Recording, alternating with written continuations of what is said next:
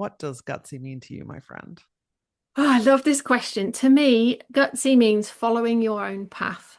It's about knowing what success looks like for you, understanding yourself, understanding what feels good to you and what doesn't feel good to you, understanding what works for you and what doesn't work for you, and going all in on that so that it's not about how others are telling you your life should be or what you should be doing in your business or in your life.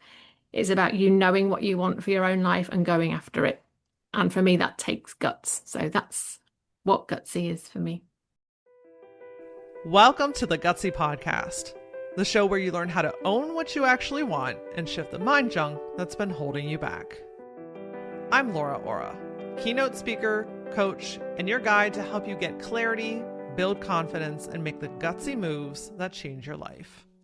Each week, I'm going to help you simplify things by teaching you how to get out of your head while stepping into action. This way you can achieve all those life shifts that you've been overthinking. Your desire, that drives you. But gutsy, that's what gets it done.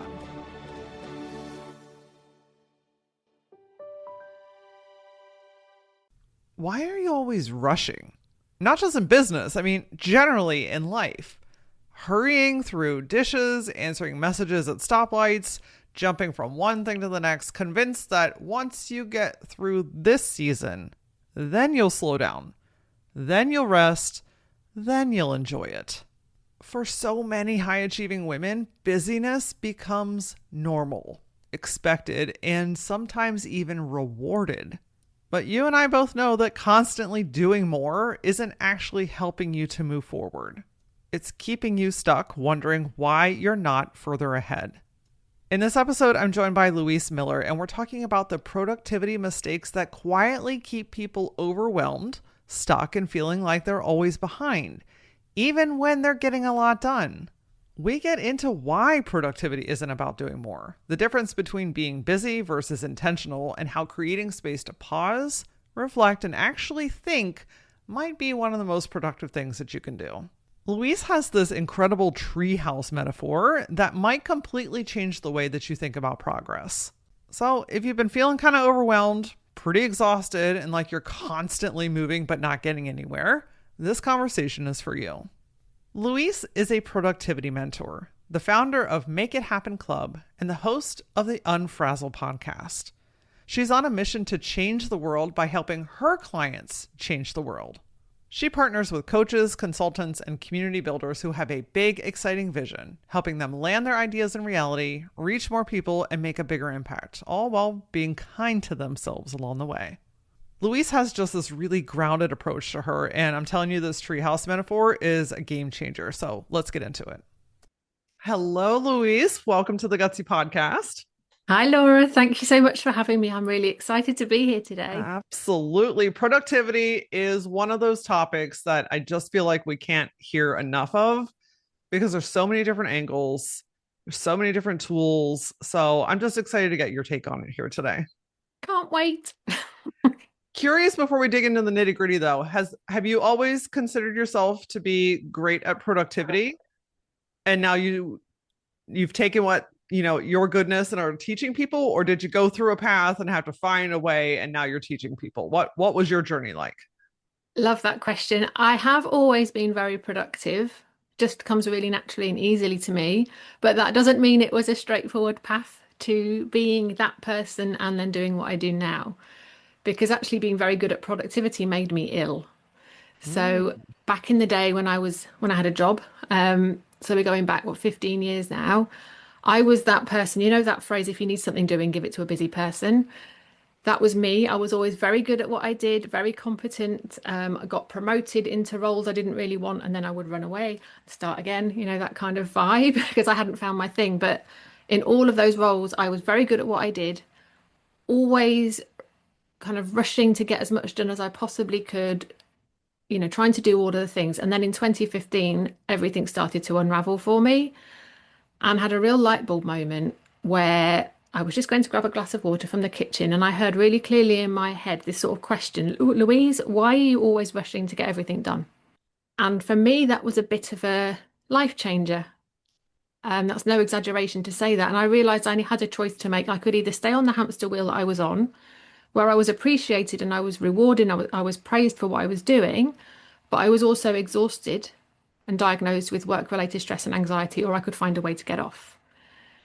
So, to cut a very long story short, I chose the latter eventually because we don't do the thing that's right for us right at the beginning. We have to suffer for a bit longer first, don't we? Always. Always. Always. We're like, let me just one last little test here. Let me have a little bit of a tester here. Yeah. So I waited until I got really, really bad. And then I realized I needed to stop. And this whole cycle that I was in of kind of rushing and pushing and fighting to keep up, no one was ever going to say to me, Louise, you've done everything. You can rest now. All that was happening was that I was being given more and more and more to do. And it was making me feel worse. So I Mm. handed in my notice eventually, excited to strike out on my own, realizing that the thing I could help people with was productivity, but also realizing that productivity as I had known it was what made me ill. So I went on a bit of a journey with all of that. As we do, don't we? We teach what we most need to learn. Yes. Yeah. You said something that I know has just struck somebody into their core today, which is why are you always rushing? Mm. Gosh, I can't tell you how many times I've caught myself, even like washing the dishes, and I'm just like scrubbing, right? Like my arm is just going, and I've got my teeth clenched and I've got my shoulders pulled up, and I'm like, whoa, Yeah. we're not in survival anymore. Mm. But we're not taught how to transition out of survival into being, into existing. And it sounds like you were in a similar place. Yeah, 100%. It was, yeah, I mean, there's just always so much to do, isn't there? And there's always so much going on. And we live in a culture where that's kind of rewarded. And if you say that you're not busy, that's almost seen as a failing of some kind. You know, we wear busyness as a badge of honor on all of this rushing about. It's so countercultural to take a step back and slow down. It's actually a bit of a revolutionary act, I think. But to be able to do that actually takes guts. And I think a lot of us, not me anymore, but a lot of people are in that kind of tensed up, oh, rush, got to get this done quickly. And like you doing the washing up, why? If we stop to think about why, quite often we can't answer that question very well. Yeah. The irony in this whole thing is, we're rushing to get to a point where we can be calmer, more slowed down ahead, Mm. but it's counterproductive because we never get out of that cycle unless we consciously choose to. So the thing that we're trying to get is the thing that really is like our natural default. But Yeah, we've added all these things in that's keeping us away from our natural default. that's so true. That is so true. And I think, you know, I you hear it all the time. People are just saying there's always something else to do. There's always something else to do. Yes, there is.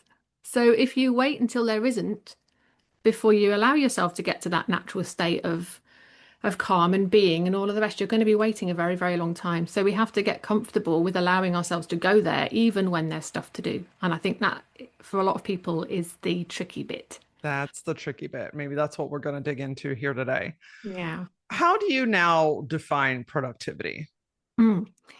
Yeah, so that was the work that I did between handing my notice in and being comfortable doing what I do now, because I knew that that was what my gift was and how I wanted to help people, but I wasn't comfortable leading people along a merry dance down the path towards burnout, because that's not who wants to go there. So the definition that I came up with for productivity that I work with now, so if you think about it, if you ask most people to define productivity, they'll say something along the lines of getting more done in less time. I don't like that because it sets us up in opposition in this kind of battle against time, which you're never going to win. So for me, productivity, the new definition I have now, is that it's about doing what's important as efficiently as you can to create space for what you love. And it's that last bit that makes all the difference. Well, there's something important in the first bit as well, because it's to do with the important things, not doing all of the things, doing the important things, getting the important things done, but to create space for what you love. And sometimes that what you love might be more of what you're doing in your work. Sometimes it might be sitting in the garden in the sunshine with a nice cup of tea, you know? Yeah. Carries a very different energy, I It's think. a very different energy. And that's what you were just talking about. That last part is the tricky bit Mm. because when we're so used to going and doing and putting more in, that stillness is really uncomfortable. Like Mm. people don't know what to do with it, or their anxiety then starts to pop through the roof, or their mind takes over and it's like, oh, you should be doing more, you should be doing this, you should be doing that. So how do we start to break that cycle, or maybe even introduce that, like, hey, we're not here just to get shit done. We're here to enjoy Yeah. life along the way. Yeah, 100%. I think something that I have to tackle in this conversation quite often, and it kind of pains me that I need to approach it this way, but I think it's the way that makes and helps it land for people, is to come at it from the point of view that slowing down and finding that space will actually help you be more productive. And I wish I didn't have to frame it like that, because I think we are all so much more than the number of things we tick off on our list at the end of every day. But I think it's a helpful way in for people. So if I can talk about that for a minute, Please. really that will just help as a little entry point for the people who are not quite ready to let go of productivity yet. So an analogy that I like to use with this is that, I work with business owners, so I talk about this in the language of running a business, but running your business can be a bit like taking a walk through a forest, right? You're very excited to get going. You know that something exciting lies at the other side of the forest. But as with any journey like that, there will be lovely areas of dappled sunshine where you're skipping along and everything's lovely. And there will also be times when you end up in a sort of dark, murky area of the forest where there's muddy puddles that you're having to avoid. You're looking at your feet so you're not falling over tree roots and all that kind of jazz. And often when we're on a journey like that, you can suddenly start to feel like you're walking around in circles. And you might start to feel like you've gone off path a little bit and you don't quite know where you are. You're starting to think, hang on, I've seen that tree before. And then you can start to panic and start to feel a bit, oh God, I don't know if I'm going in the right direction. When you start to feel that happening, you've got two choices: keep going or not. So what I like to sort of introduce at that point is just to imagine that there's a tree house. You decide to stop. You're walking around in circles. You stop for a minute and go, right, what am I going to do? And you look up and you see a lovely tree house up in the nearest highest tree. And you think, I'm going up there. It looks really inviting and cozy. So you take a little wander up to the tree house. There's some comfy cushions in there. You can have a nice cup of tea and a biscuit. Yes, I am English. That is what we do. You can just sit for a minute and catch your breath. And then you can look out of the window of the treehouse and you can see where you've come from. And you notice that you've come much further than you realized. And then you can look to where you're going and remind yourself of the destination. And then you can look down and start to map out a rough path to get you to where you want to go. So that when you climb back down to that forest floor, you're feeling calmer, you know where you're going, you're excited to get there again. That panic has completely disappeared. So, what was the most productive thing that we could have done in that situation where we're in the forest floor in a panic? Do we keep going and just carry on walking around in circles and getting more and more frazzled? Or do we just give ourselves the space to go up into the treehouse, take that moment and just check in with where we've been, where we're going, and how we're going to get there? I mean, It seems the writing's on the wall here, Louise. and The writing is on the wall. I love that. I love that reframe and I love that visual, because I think sometimes we think about productivity and those restful periods in such a in the trenches way in our own life, that this example helps literally and figuratively pull us up out to see, like, oh, I get it. This is giving me perspective. This is giving me a minute to rest myself, my mind, my body. It's Mhm. giving me a minute to reflect. I'm mapping out. I'm making intentional decisions on how I'm going to continue. So this rest is one of the most productive things that you can do in these moments, because it gives your brain a break. 100%. And when you give yourself all of that, it doesn't take a genius to figure out you're going to get to where you're going faster Yeah. and with a lot more ease, And Yeah. I think it kind of equates to something else that I talk about, which is this idea of the progress cycle that I've come up with, where, so say you're in that frantic and frazzled, that's a new word, frazzled overwhelm loop. I love The it. only way, You're going to have to coin that. frazzleweld, let's just go with it. You're in a frazzleweld loop. The only way out of that is to pause. You can't act, you can't take action out of an overwhelm loop. It's just going to make it worse. So the only way out is to pause. So we pause, then we take that moment to reflect, then we make a choice, and then we can take action. And from there, we can finish what we started, and then we can go round again. So that progress cycle: pause, reflect, choose, act, complete. If we can find a way to stay in that, That's what's going to keep us moving forward. Okay, let's dig into that a little bit because that's very practical. Because my next question was going to be, okay, but we're walking, how do we stop and choose to get up in the tree house? And how do we feel okay sitting there doing that work?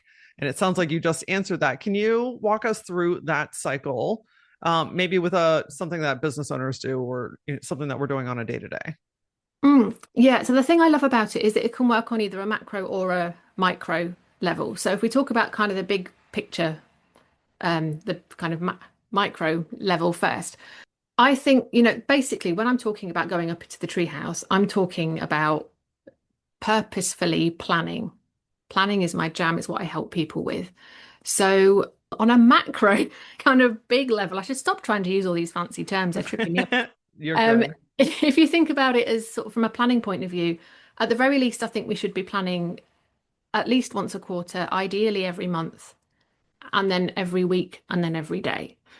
So if you can find a way of getting into a rhythm with that and just making that a part of how you show up in your business, at the start of every quarter, I'm going to sit in the treehouse and I'm going to take a bit of time around what's my vision?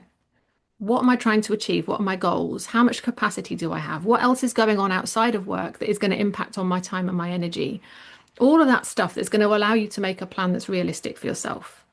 And we do all of that in the pause. So we take that pause in the treehouse, do that kind of asking yourself those sorts of questions, create that plan.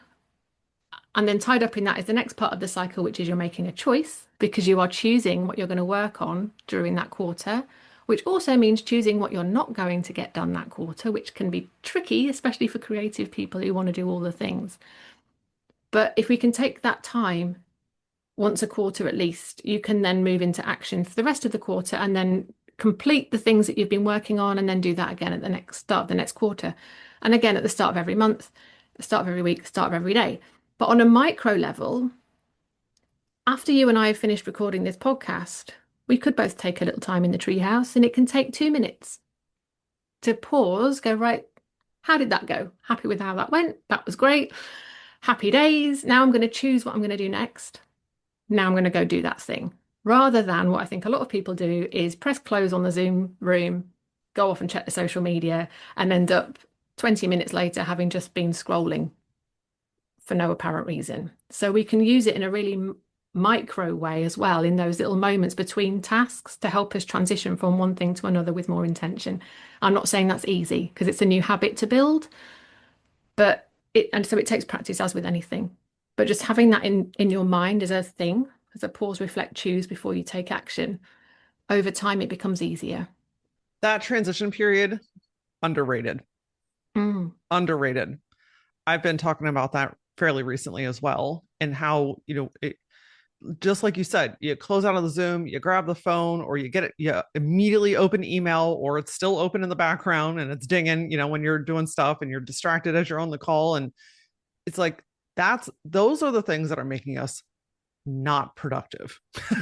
yeah. Those are the things that are keeping us on this doing wheel, but not actually accomplishing, right? Mm, Because we can be very busy, but not really get a lot done. yeah, 100%. Yeah, yeah. So finding those little moments of choice and being deliberate and intentional about things. And sometimes that will be being deliberate and intentional about checking your email. Like only check your email when you've actually got some capacity to do something with it. Yeah. If you haven't got time to respond to people, why are you looking at it? Because you're just creating more noise in your mind that you can't do anything about right now. So, yeah, it's all about intention. I had this, you'll appreciate this. I have an app that I use for my business, and I had notifications turned on my phone. Mm. I wanted to make sure I was available, and, I knew what was going on in there. I don't have notifications on my phone for barely anything else other than text messages and phone calls. Notifications for everything else is turned off. No social media, no email. I have to actively go in. But this app, I let it open. Louise, I was sitting at a stoplight in my car and I hear the ding go off. I'm driving, by the way. I am still, though. Okay. I'm not moving in my vehicle. I'm sitting at the stoplight and I see the notification. And then I grab my phone and I'm like, oh, they need my help right now. And I have to do it. And now I'm like trying to do something in between things as I'm now the light's turning green. So now I'm mid thought. So I got to put my phone down. And by the time I get to the store, I'm so anxious Mm. because I feel like my thought's not finished. I'm not getting them what they need right now. Yeah. I'm thinking about the safety, obviously driving in my car. And it's like, I was like, okay, no, that we have to consciously choose how we're going to show up in business. How are we going to support people? Because that's not the energy I want to support people in.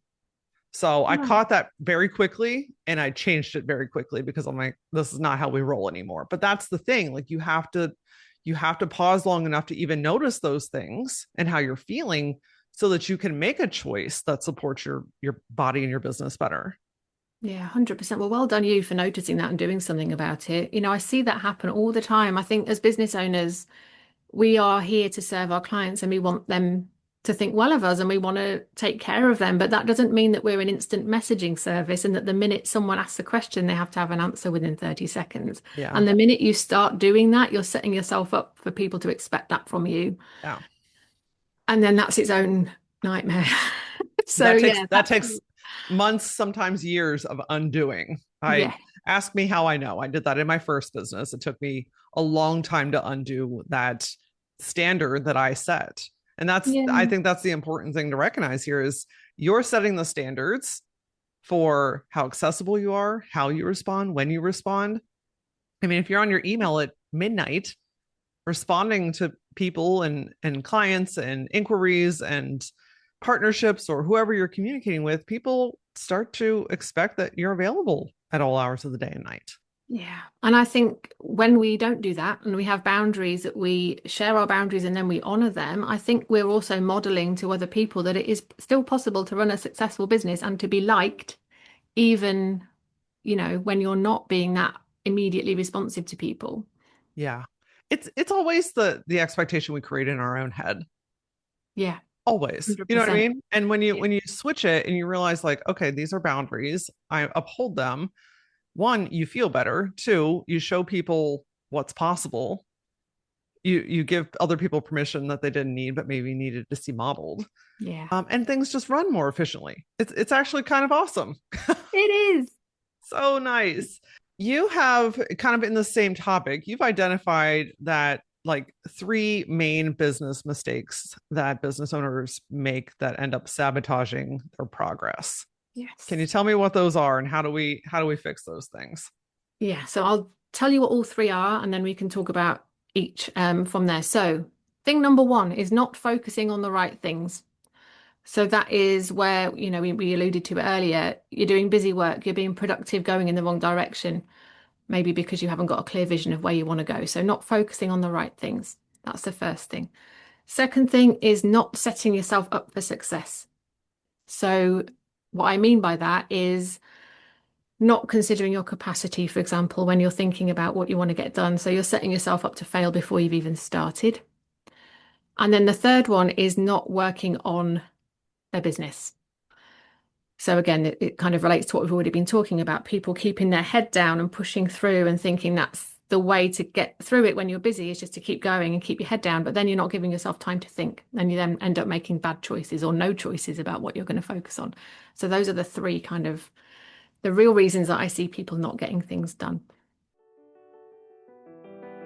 I know that to-do list is never ending. As soon as you get one thing finished, you add three more. It just feels like as soon as you make a little bit of progress, you realize how much further you really need to go. Or you just stare at the same to-do list and you're like, I don't even know where to begin. So what am I going to do instead? I'm going to scroll. I'm going to distract myself. I'm going to do everything other than the things that I actually need to do. You and I both know that's not getting you any further ahead than where you are currently in this moment. So I would encourage you to join the Gutsy Collective. Why? Because in there, I have a handy dandy, very simple course called Overwhelmed to Focus. This is an on-demand class, which means you can take it in your pajamas in your bed for all I care. But it's a great first step into figuring out what is going on in the mind, what is causing this overwhelm to begin with. We're going to pan out for a second, take a high-level look at your goals and your to-do list. And we're going to simplify it, okay? We're going to create a priority list and an action plan so you know where to focus and what to do next. And we're going to do a little house cleaning, okay? Clearing out the clutter and some of the distractions that keep popping up in front of you. Your first month inside the Gutsy Collective, it's on me. It's free, which is such a great way to see what it really feels like to be truly supported and have the tools to be able to make your next Gutsy move. Sign up for your free trial and take the Overwhelmed to Focus mindset class inside the Gutsy Collective at lauraora.com/Gutsy Collective.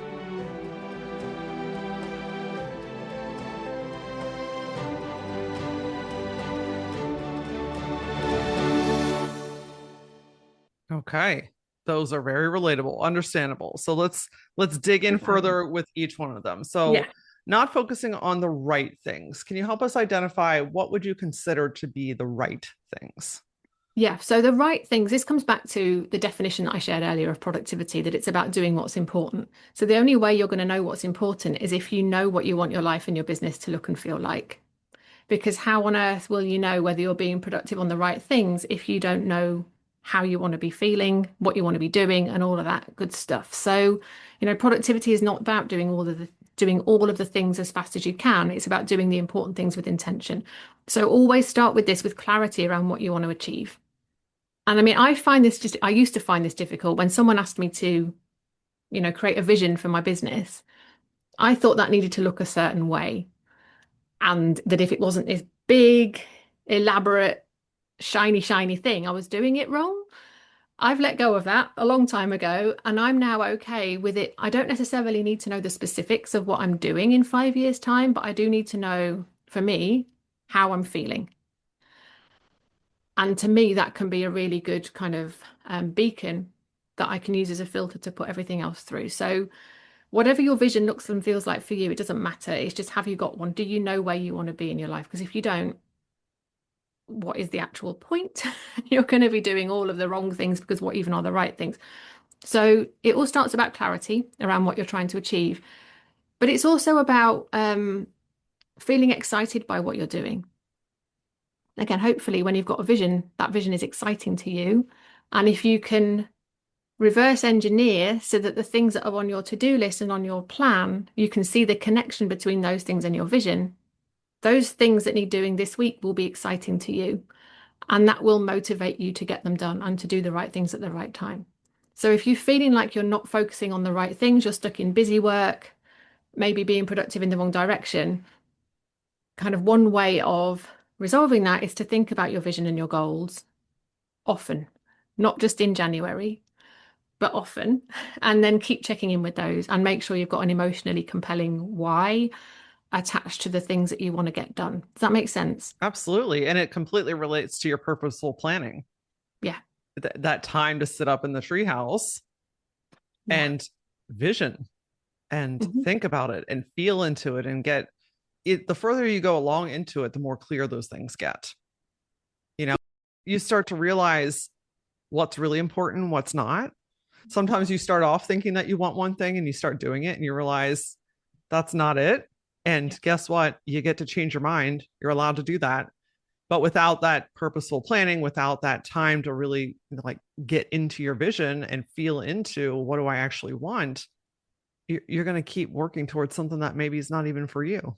Yeah, exactly. And you said what I was going to say, which is that you can change your mind. These things are not set in stone. There you go. You heard it twice here, friend. You can change your mind. Maybe that's a message you need to hear loud and clear today. Yeah, I've changed my mind a lot. And at first it can get disguised as failure or messing something up or wasted time, wasted money, but really it was a stepping stone. You got something from it that you needed for this next part. Yeah, but you wouldn't have noticed that without a pause of some sort in that time in the treehouse. Yeah. Look at that. Treehouse, friends. All right. So the second one, not setting yourself up for success. Yes. So quite often when people come to me because they're struggling with their productivity, there's often quite a lot of shame and embarrassment around that. And they think that the reason that they're not being productive is because they're lazy or they're incapable of focusing or there is something fundamentally wrong with them. That is never the case. I mean, sure, there might be things that we can do to help people focus, of course, but there's nothing wrong with you if you struggle with this stuff. Usually all that's happening is that people are coming up with all these grand ideas of the things that they want to get done, but they're not actually considering their capacity. So people get to the end of the month feeling really disheartened and despondent and like they're an absolute failure because they didn't do everything they wanted to get done, when all that had happened in reality, and the truth of it is that they'd just underestimated how long things were going to take. But they're attaching some kind of judgment to that and making that mean that they're a bad person and they're never going to be able to be productive. So for me, if you're struggling with that, if you are feeling like you're failing, getting to the end of every month and you haven't done what you wanted to get done, I would just encourage you to think about how you're planning. Plan with your calendar open in front of you. Remember that your life and your work will impact each other as much as we like to pretend that they don't.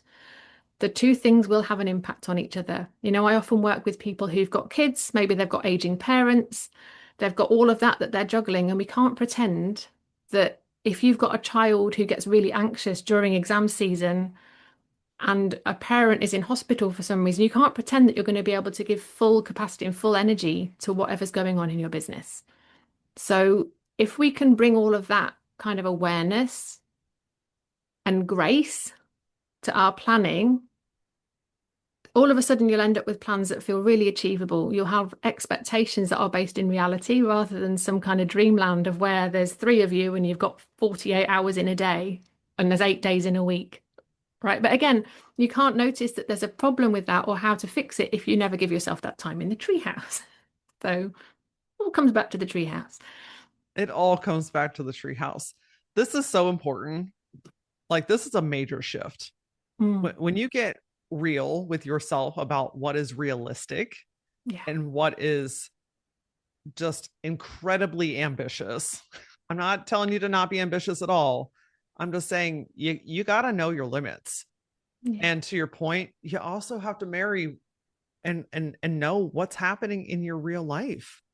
You know, if you're coming up in a busy season, if you've got a lot of stuff going on personally, you know, someone's about to have a procedure, someone's your a vacation's coming up, you know, like, I mean, there's just a million things that could be happening. And saying that you're going to launch a big new service in the middle of all of that, you know, you can think one thing, but is it actually realistic for you to achieve that in that time frame? Or could we maybe give yourself a little bit of runway, a little bit of realism, and say, okay, what's actually possible here? Yeah. And it's only recently that I have felt comfortable saying all of that out loud because I work with very ambitious people who have a lot of ideas and they don't want me to say to them, well, I don't think you can do all of that. I can't Not what imagine they why, want to Louise. hear. That would I be know. ridiculous.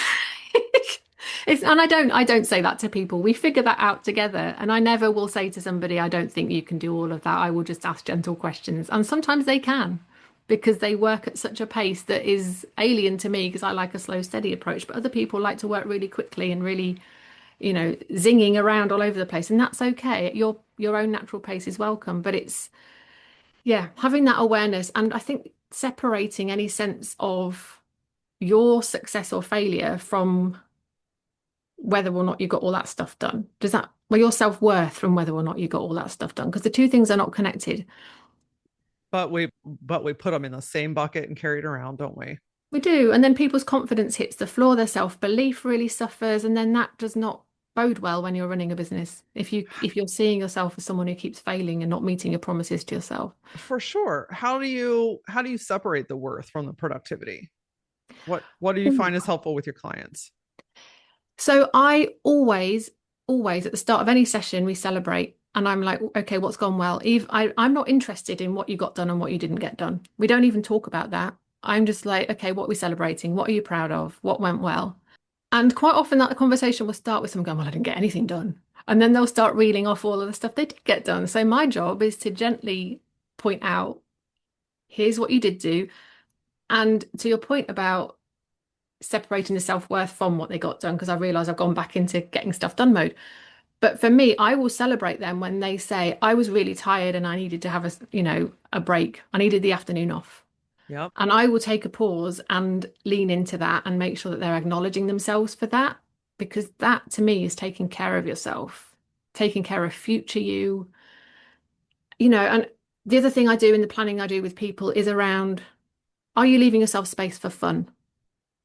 Because if you're not having fun in your life, what is the actual point? We're not running this business so that we can be working 24/7. What do you want to be doing? What do you want to be doing now? Let's not think about what you want to be doing in your life when you've hit this goal over there, when the goalposts keep moving and all the rest of it. How do you want to be living your life now? So it's getting people to think about all of that. Um, that it's not just about the ticks in boxes for work. It's about, are they having fun? Are they allowing themselves to rest? How are they showing up for the other people in their lives? I will always lean into that where I see a window when I'm having a conversation with people, just so they can recognize it. Absolutely. Heavy on the I felt tired, so I rested. Yeah. And people apologize for that. They apologize. Meanwhile, you do it and you realize, oh, that gave me the boost that I needed. Oh, all of a sudden, that thing that I couldn't figure out is just right in front of me.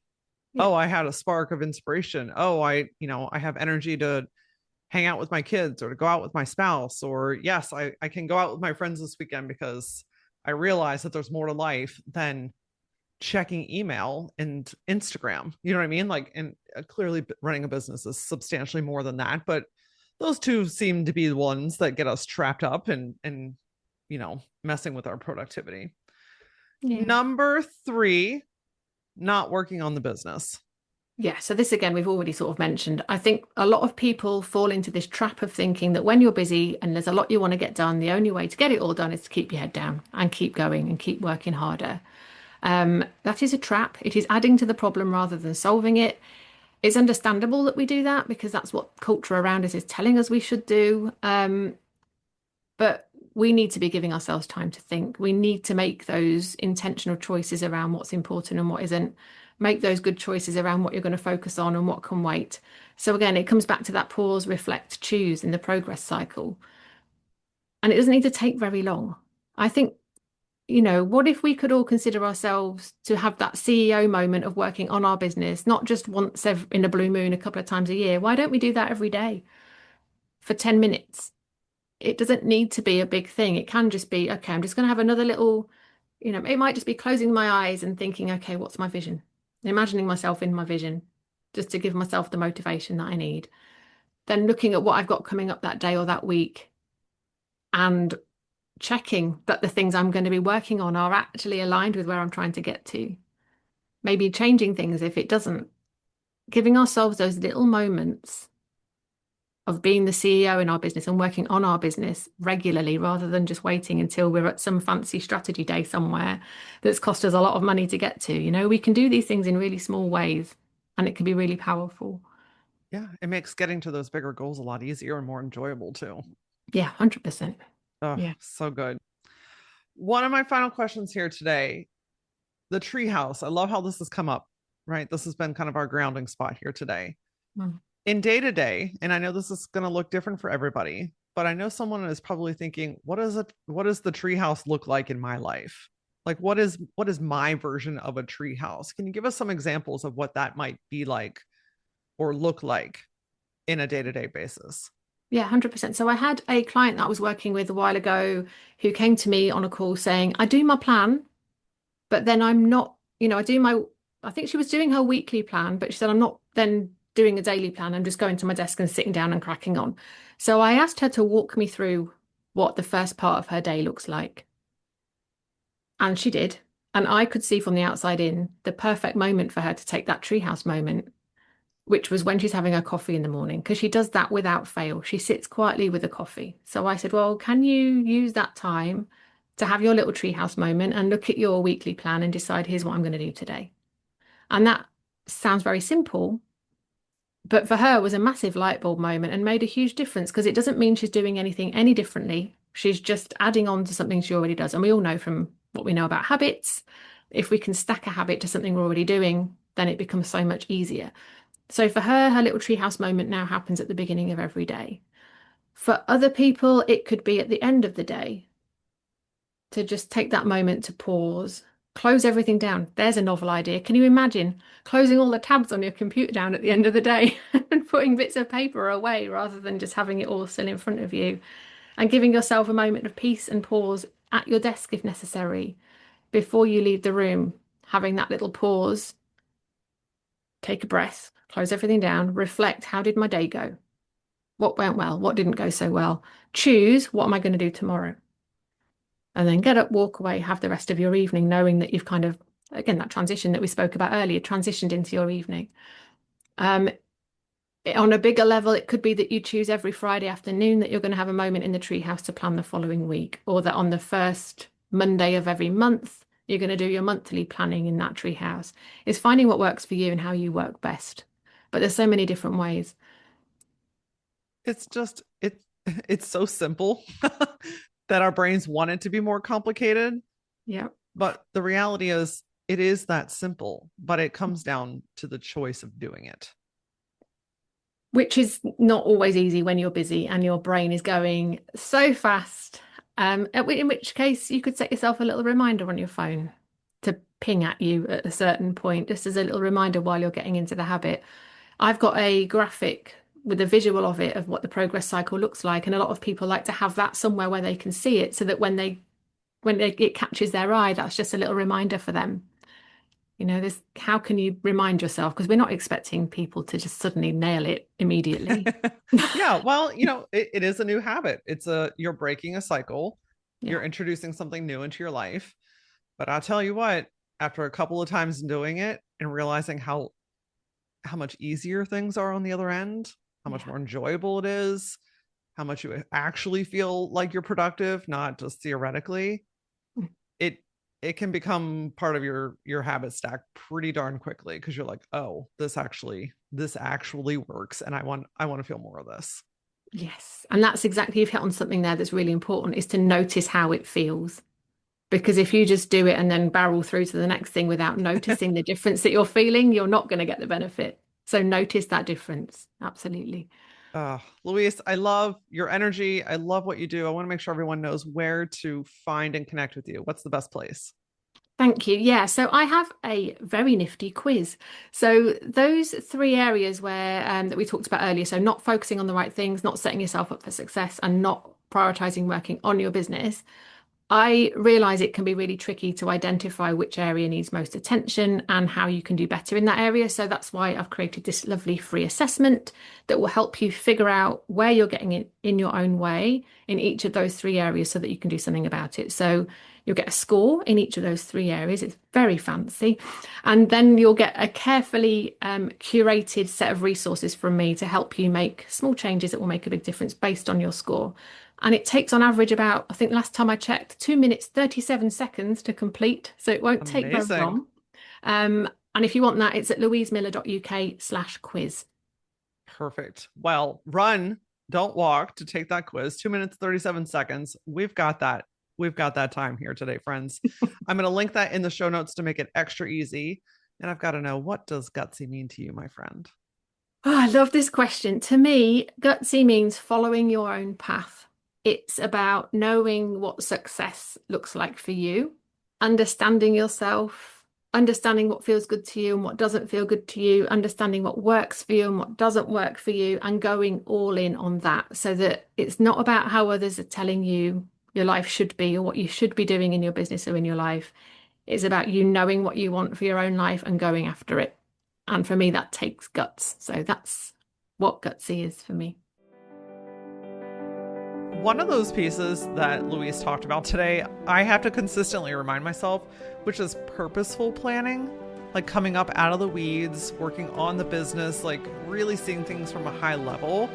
I can do that, but I do it in between things, and just that reminder to like step back, choose what you can and can't do, what is realistic right now, and then creating a realistic plan. That is such a game changer.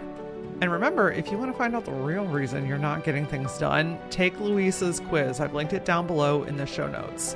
I want to hear what your results are or what stood out for you today. So come find me. My handle is @thatlauraora on all the social platforms. And as always, until I see you next time, stay gutsy.